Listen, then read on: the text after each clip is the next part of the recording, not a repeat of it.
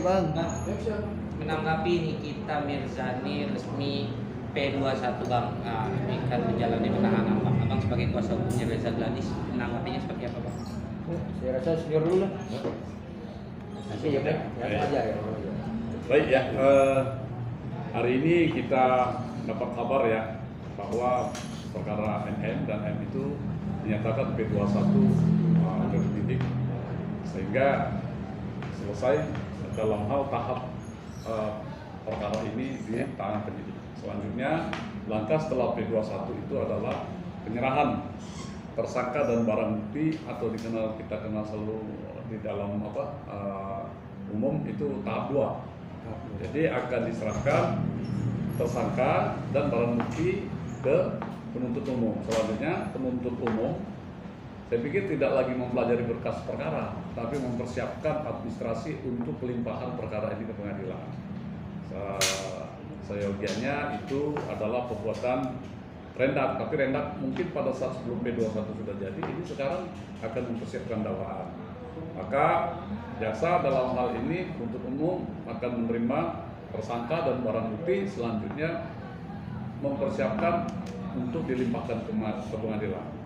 Biasanya tidak lama-lama itu, karena secara formil dan material kan sudah lengkap pada waktu dinyatakan P21, sehingga pelimpahan perkara ini kami rasa ya tidak lama lagi, segera mungkin akan diteruskan ke pengadilan negeri yang berwenang untuk mengadili. Artinya pihak sebagai pelapor ya, ini merasa kasus ini sudah jalan sesuai on the track kah? Masih? Jadi begini, terhadap itu perlu kami sampaikan ya, berulang-ulang memang di dalam kesempatan yang pada saat teman-teman media, tapi ini juga harus kami tegaskan bahwa pengaduan klien kami tertanggal 1 Desember itu adalah terhadap 4 orang ya, dengan inisial NM, IM, S, dan O, dan juga terhadap 4 peristiwa hukum, yaitu tanggal 7 Oktober, 13 November, 14 November, dan 20 November. Lalu kemudian klien kami juga membuat LP lanjutan tertanggal 3 Desember dengan nomor LP 7355. Ya, itu yang terlapor adalah 3 orang dengan peristiwa 4 peristiwa hukum juga ya. Nah, jadi kalau dipertanyakan apakah klien kami ini cukup puas tadi ya dan menganggap adalah on the track, kami rasa dari awal sudah kami jawab ya. Kami jawab bahwa dari proses pemeriksaan terakhir ya pada klien kami tanggal 14 April 2025, kami di situ dapat menyimpulkan bahwa sebenarnya ya dugaan kami, petunjuk dari jaksa terhadap penyidik harus memanggil kedua saksi yang lain ya, yaitu saksi O dan saksi S. Ya, kenapa kami sampaikan seperti itu? Karena pertanyaan pada saat BAP tambahan yang mengacu kepada petunjuk jaksa itu terhadap 4 peristiwa tadi ya, 27 Oktober, 13 November, 14 November, dan 7 November. Tapi sampai dengan tadi diumumkan penetapan P21 oleh Kasipenkum, ya kami melihat ini tidak ada artinya perkembangan terhadap 2 saksi lain gitu. Sehingga kami sampaikan, kami sebenarnya melihat ini kalau ketika si tersangka NM dan IM di P21 kan udah jauh-jauh sebelum kami sampaikan ini, kami yakin gitu. Dan kemudian kalau ditanyakan apakah kami puas, itu saja dong. Beliau itu kurang puas. Kenapa? Yang dilaporkan itu bukan hanya 2 orang seperti itu. Ya, jadi terhadap ini juga kami juga sudah melakukan permohonan Dumas ya untuk dilaksanakan gelar perkara khusus. Ya, tujuannya apa? Supaya di dalam gelar perkara khusus itu penyidik dapat menerangkan apa sih kendala-kendala yang dia dihadapi terhadap belum dipenuhinya petunjuk jaksa. Yang kedua, agar penyidik menyampaikan hasil uji lab forensik terhadap penyitaan handphone inisial O, inisial S, inisial NM, dan IM.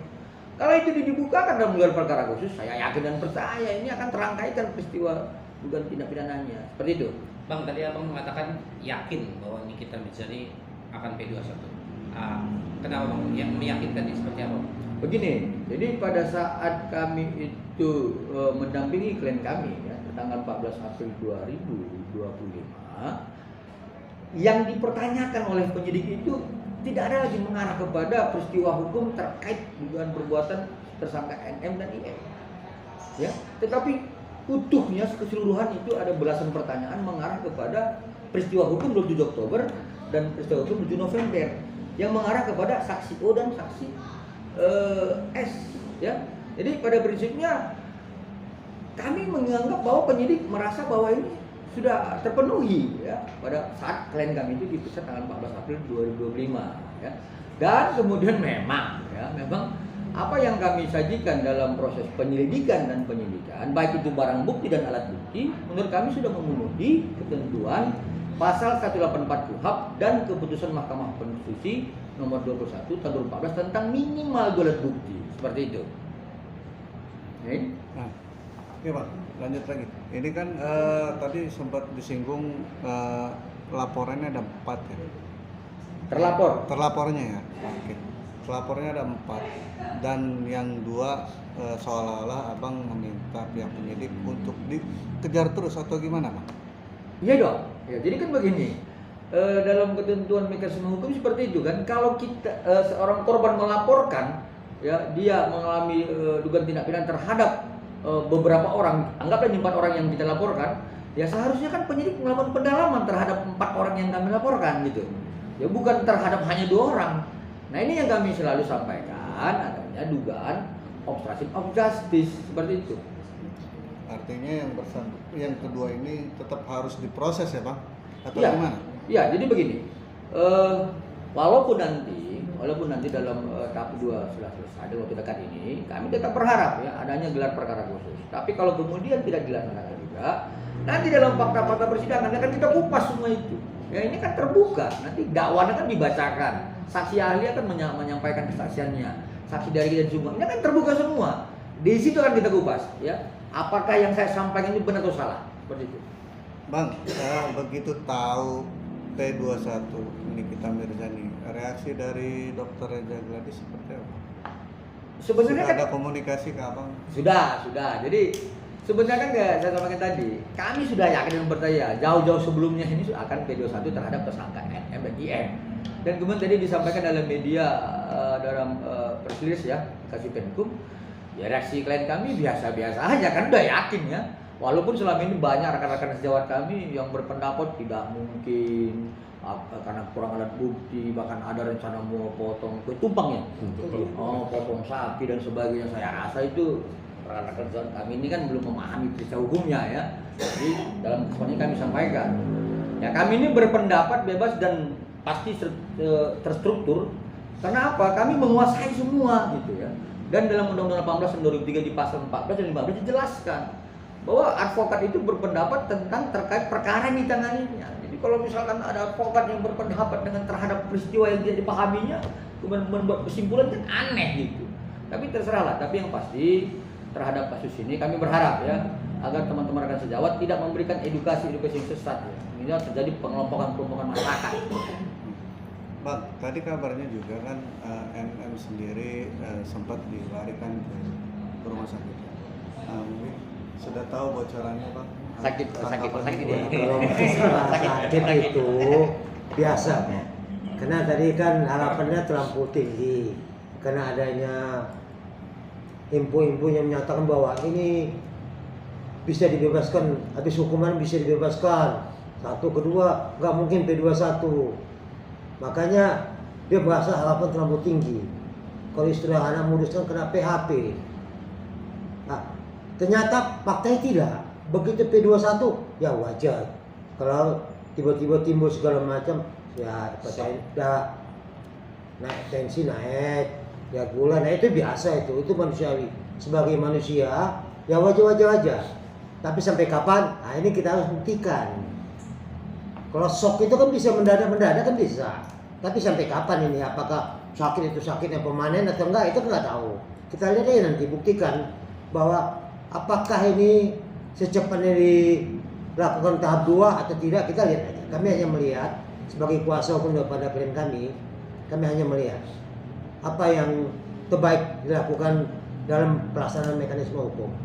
Dan satu lagi seperti yang diingatkan adinda kami Julianus pada rekan-rekan kami advokat, cobalah memberikan pendidikan kepada masyarakat yang benar-benar sesuai dengan fakta-fakta hukum. Kami sebagai kuasa hukum tidak mengungkapkan materi perkara. Secara umum kami sampaikan. Tetapi banyak rekan-rekan kami advokatnya menyampaikan seakan-akan dia maha tahu. Bahkan lebih tahu daripada kami sebagai kuasa hukum yang langsung menangani kasus ini. Sehingga masyarakat terpecah. Ada yang mendukung pihak NM, ada yang mendukung pihak Kelis. Ini untuk apa kita lakukan? Kami melalui media malam ini kami mengimbau rekan-rekan kami advokat, mari kita dudukkan persoalan ini dengan benar sehingga masyarakat tidak bingung, tidak meresahkan masyarakat, sehingga ada suatu sikap, mari kita tegakkan penegakan hukum. Bang, dengan tadi sempat dilarikan ke rumah sakit itu hal yang wajar ya Bang?